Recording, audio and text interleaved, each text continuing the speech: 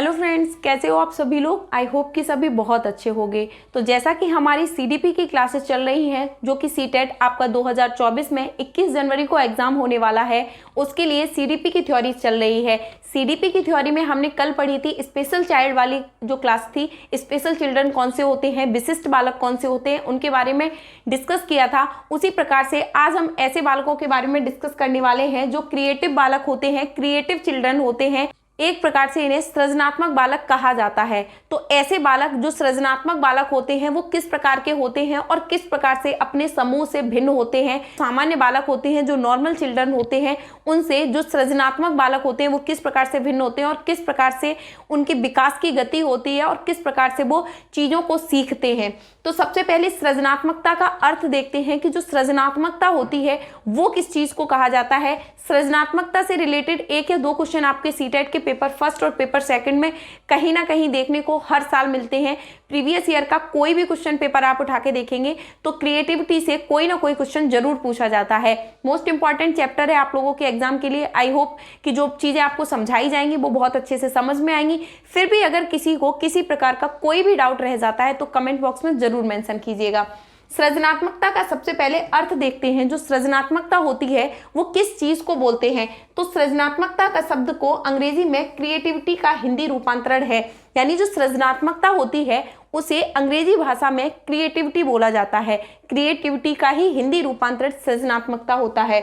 सृजनात्मकता का अर्थ होता है उत्पन्न या रचना संबंधी योग्यता। यानी कि सृजनात्मकता जो होती है, क्रिएटिविटी जो होती है, उसका अर्थ होता है किसी भी चीज की रचना करना या उत्पन्न करना। यानी किसी चीज की रचना कर देना या उत्पन्न कर देना। यानी किसी भी ऐसी चीज की रचना, जैसे कि कोई भी नया पदार्थ बना देना, उस चीज को, किसी भी चीज को क्रिएट कर देना, उस चीज को सृजनात्मकता बोला जाता है। नवीन क्रियाओं और नवीन विचारों को उत्पन्न करने की शक्ति या नवीन खोज करने की शक्ति सृजनात्मकता कहलाती है। सृजनात्मकता वह योग्यता है जो व्यक्ति के पास किसी समस्या का समाधान खोजने के लिए, नवीन ढंग से सोचने व विचार करने के लिए समर्थ बनाती है। यानी कि इसे एक प्रकार से आसान शब्दों में समझा जा सकता है।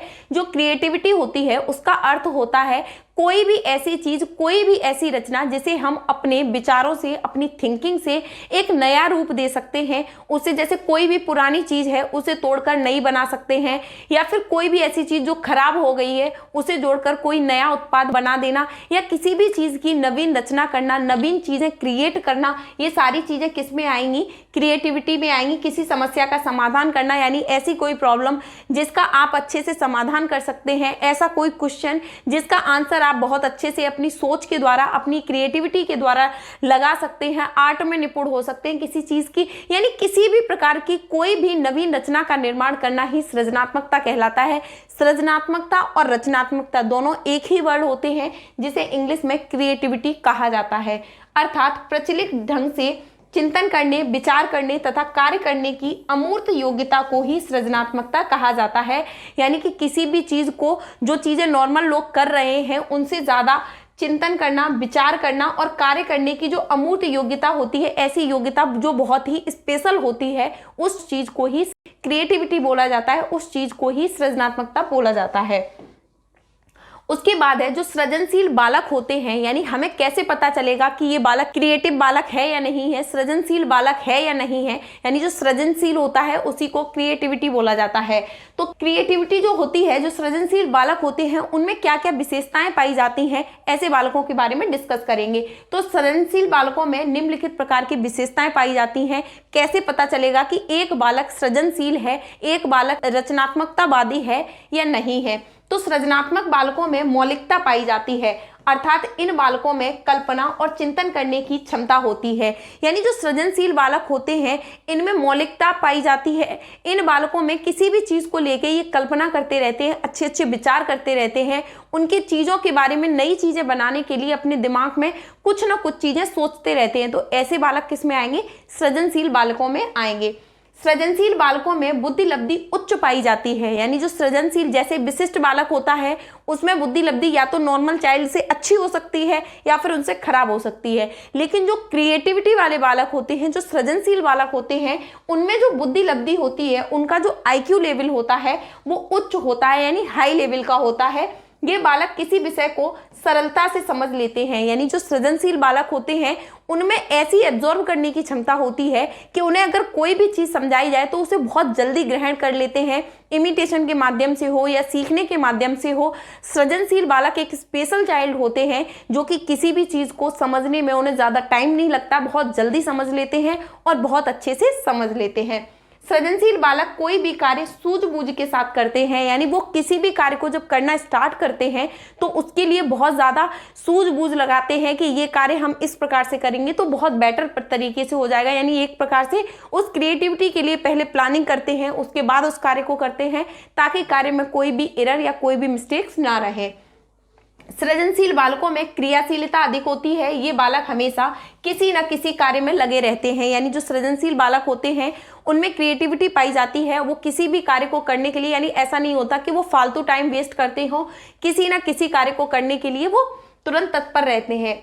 ऐसे व्यक्तियों में काल्पनिक शक्ति भी उच्च होती है, यानी जो सृजनशील बालक होते हैं उनमें जो सोचने समझने की जो क्षमता होती है, उनमें किसी भी चीज़ की जो क्रिएटिविटी वाली जो क्षमता होती है वो बहुत ही, यानी उनकी कल्पना शक्ति भी बहुत ही हाई लेवल की होती है, बहुत ही उच्च पाई जाती है। ऐसे छात्रों में जिज्ञासा का भाव अधिक होता है, यानी अभाव नहीं होता है। ऐसे बालकों में जिज्ञासा का भाव अधिक होता है, यानी इन बालकों को हमेशा किसी न किसी चीज़ को लेके ऐसा रहता है कि प्रकार से ये चीज़ बनाई जा सकती है, किस प्रकार से इस चीज़ को समझा जा सकता है।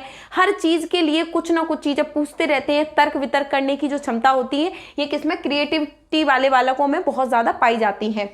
उसके बाद है ये वह वास्तविक और व्यवहारिक होते हैं, यानी ये बहुत ही रियल वाली ज़िंदगी जीते हैं, ऐसे नहीं है कल्पना और ख्वाबों में जीते हैं, तो बहुत ही रियल वाली ज़िंदगी जीते हैं और बहुत ही व्यवहारिक प्रवृत्ति के बच्चे होते हैं। यानी जो सृजनशील बालक होते हैं उनका जो बिहेवियर होता है वो एक स्पेशल होता है, बहुत ज़्यादा अच्छा होता है, क्योंकि उनकी बुद्धि लब्धि भी 140 प्लस होती है। उनका IQ लेवल जिस हिसाब से उच्च होता है नॉर्मल चाइल्ड से, उसी हिसाब से वो इंटेलिजेंट होते हैं। ये बालक दूरदर्शी होते हैं, अर्थात वह आगे की सोचते हैं, यानी किसी भी कार्य को करने के लिए वो फ्यूचर को सिक्योर करते हुए चलते हैं, यानी कि ऐसा नहीं है कि सिर्फ प्रेजेंट सोच के ही चलते हैं, वो ये चीज़ भी सोचते हैं कि जिस कार्य को वो कर रहे हैं उसका जो रिजल्ट है उनके फ्यूचर पर क्या इफेक्ट डालता है। तो बहुत ही दूरदर्शी प्रवृत्ति के ये बालक होते हैं। अब सृजनात्मकता के तत्व कौन कौन से होते हैं। जो सृजनात्मकता होती है, क्रिएटिविटी होती है, तो एलिमेंट्स ऑफ क्रिएटिविटी क्या होते हैं उन्हें समझेंगे। तो सबसे पहले है फर्स्ट में संवेदनशीलता, यानी सेंसिटिविटी होती है। सेंसिटिव होती है वो क्या चीज़ होती है, तो जिन व्यक्तियों में सृजनात्मकता होती है वो बहुत ही संवेदनशील होते हैं, विशेषकर परिवर्तन के प्रति। यानी ऐसे बालक जिनमें क्रिएटिविटी पाई जाती है वो बहुत ही संवेदनशील होते हैं। किसी भी चीज़ को लेके उन्हें ये रहता है कि जो काम उन्होंने स्टार्ट किया है उसे वो ख़त्म जरूर करेंगे, जिस चीज़ का उन्होंने निर्माण करना स्टार्ट किया है उसे वो पूरा करके ही, यानी पूरा कंप्लीट करने के लिए ही वो ऐसे रहते हैं कि इस चीज़ को अगर स्टार्ट किया है तो इसे ख़त्म जरूर करना है। उसके बाद है उनमें नवीनता पाई जाती है, यानी नोवेलिटी पाई जाती है। जो क्रिएटिविटी वाले बालक होते हैं उनमें नवीनता सृजनात्मकता का महत्वपूर्ण तत्व है। जब तक व्यक्ति में नवीनता के प्रति आकर्षण नहीं होगा वह नवीन सृजन कर ही नहीं सकता। यानी ऐसे बालक जिनमें चीज़ों को लेके, यानी उसे कुछ नया करने की जब तक ये नहीं होगी, चाह नहीं होगी कि बालक कुछ नया करे, कुछ स्पेशल करे, जो दूसरे अन्य बालक हैं उनसे कुछ स्पेशल दिखे, तब तक वो बालक कोई भी चीज़ नई कर ही नहीं सकता। यानी ये बालक बहुत ही नवीनता के प्रति आकर्षण वाले होते हैं। उसके बाद है मौलिकता, ओरिजिनलिटी जो होती है वो इन सृजनशील बालकों में बहुत पाई जाती है। मौलिकता का संबंध नवीनता से होता है। किसी वस्तु को नया रूप देना, किसी नए विचार को प्रस्तुत करना अथवा किसी समस्या को नए ढंग से सुलझाने की शक्ति को ही मौलिकता कहा जाता है। यानी जैसे कोई भी एक छोटे बच्चे का खिलौना टूट जाता है, उस खिलौने को सही करते करते उसे एक अलग रूप दे देना, एक अलग आकार दे देना, यानी मौलिकता के अंदर आएगा। जैसे एक बालक की जो सोच है उसे एक नए ढंग से दूसरों के सामने प्रस्तुत करना, दूसरों के सामने पेश करना, ये चीज़ भी किस में आएगी, मौलिकता के अंदर आएगी। यानी एक बालक में कुछ नया, कुछ स्पेशल दिखने का, यानी कुछ स्पेशल करने की जो क्षमता होती है उसी को सृजनात्मकता कहा जाता है। उसके बाद है नमनीयता यानी फ्लेक्सिबिलिटी। यानी जो नमनीयता होती है उसका अर्थ होता है किसी वस्तु को अनेक रूप में प्रस्तुत करना अथवा किसी समस्या के अनेक हल प्रस्तुत करने की क्षमता को ही नमनीयता कहते हैं। यानी एक बालक है किसी भी चीज का जो सॉल्यूशन है उसे अलग अलग टाइप से निकालना कि इस चीज को अगर हम इस प्रकार से करेंगे तो भी बेटर रहेगा, अगर इसका कोई एक फॉर्मूला फेल हो गया तो हम इसका ये भी कर सकते हैं। यानी किसी भी चीज को लेके, चाहे वो किसी चीज का आंसर हो, किसी वस्तु का बनाना हो या किसी प्रकार का कोई भी एक्सपेरिमेंट हो, यानी एक से ज्यादा हल निकालकर पहले से ही सोचकर रखना किस चीज में आता है, नमनीयता के अंदर आता है, फ्लेक्सिबिलिटी के अंदर आता है। उसके बाद है उत्सुकता यानी क्यूरियोसिटी।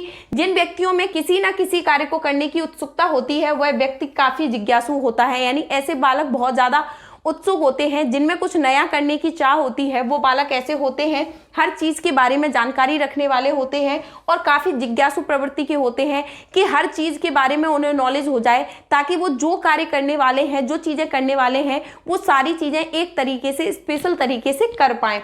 उसके बाद है सृजनात्मक उत्पादन यानी कि क्रिएटिव प्रोडक्शन जो होता है। सृजनात्मकता का मूल तत्व सृजनात्मक चिंतन होता है। इसी से व्यक्ति नए विचार, नई रचना और नए पदार्थ उत्पादन करने में सफल होते हैं। यानी जो सृजनात्मकता उत्पादन वाली जो क्षमता होती है, अगर किसी बालक में कुछ नया करने की क्षमता होगी तभी वो व्यक्ति उसकी नई रचना और नए जो चीजें होती हैं, नई चीजों का उत्पादन करने की क्षमता जो है वो उसमें विकसित होती रहेगी। अगर बालक बहुत ही सृजनशील प्रवृत्ति का है तो उसे हर चीज को नए ढंग से दूसरों के सामने प्रस्तुत करना, नए उत्पाद को बनाना, कुछ नया करना, कुछ स्पेशल बनाना। ऐसा नहीं है कि टूटी फूटी चीजें ही सृजनशील बालक होते हैं, वो सारी जो पुरानी चीजें, वेस्ट चीजें हैं, उन्हीं का कुछ अच्छा कर सकते हैं।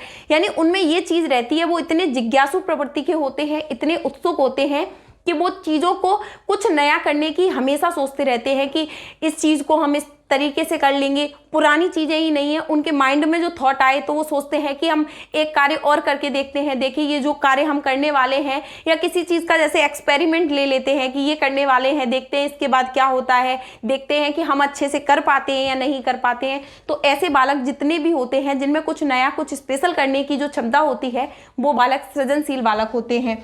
आई होप जो सृजनशील बालकों से रिलेटेड आपको जितनी भी चीजें बताई हैं, सृजनात्मकता को जो आपको अर्थ बताया है, वो आपको बहुत अच्छे से समझ में आया होगा। इनसे आने वाले क्वेश्चन है, आई होप आप लोग बहुत अच्छे से कर पाएंगे। क्लास में अगर किसी भी प्रकार की कोई भी चीज आपको समझ में नहीं आई हो तो कमेंट बॉक्स में जरूर मेंशन कीजिएगा। तो क्रिएटिविटी वाली क्लास में आज के लिए फिलहाल इतना ही। Thank you.